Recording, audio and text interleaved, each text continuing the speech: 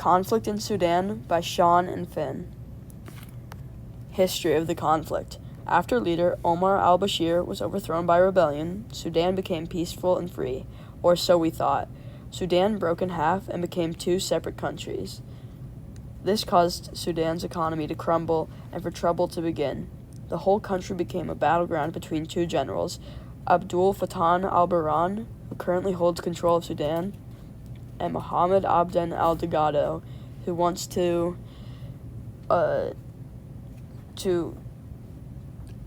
take full power and control the territory. The influence that the Sudanese conflict has had on our modern world is that it destabilizes not just its own country and people, but the countries and economies around it. First, because as Sudan is a vulnerable, resource-rich nation, it incentivizes other nations to get involved, as Russia is doing now. It also destabilizes other nations' economies. Sudan is a major oil producer. This has hurt mainly China, which relies on Sudan's oil. Lastly, this disrupts other nations by giving them a refugee crisis, like Chad, where they can't afford to care for hundreds of thousands of refugees.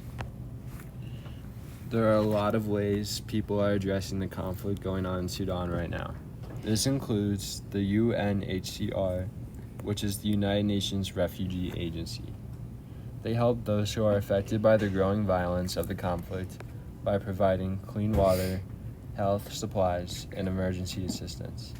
Another major group of people who are helping out with the conflict is the International Rescue Committee, who helps people in need due to their disease outbreaks and flooding. Those two, and many others, are all working to help address the problem that is going on in the country at this instant. The issue in Sudan has become a very important conflict, not just for the country itself, but for others as well. The main problems that impact Sudan are the major growing number of displaced persons, loss of livestock, and the high number of casualties. But this also affects other countries as well. Sudan has many resources that are very useful to other countries, especially oil. This conflict has caused gas prices to go up, impacting a number of countries. Because Sudan is the largest oil resource in Africa, which again hurts oil-reliant nations, and most recently Kenya, who's been working on a pipeline in Sudan that obviously can't go on.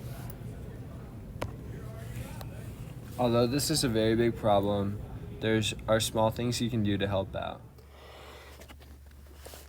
For example, some of the things you can do to support Sudan is donate money or some old clothes to different foundations that help and support Sudan, such as Save the Children, an organization committed to supporting children in every way they can, whether it be food or money or giving refugees a home.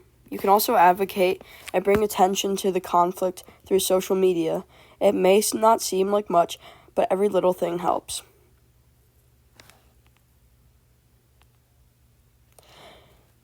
I think that the conflict in Sudan serves as an example on how violence is never the answer, and that we should do everything we can do to resolve issues peacefully.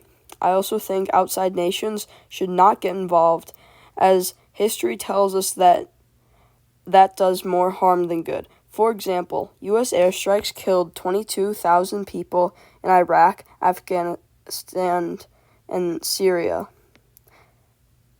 And our whole war on terror has seen 300,000 innocent civilians killed.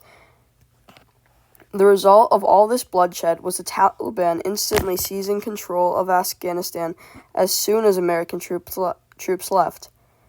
Another example of our involvement in foreign affairs failing was the Vietnam War.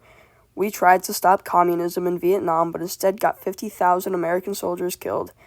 Then, we also supplied the modern-day Taliban with weapons to fight off the Soviets in Afghanistan.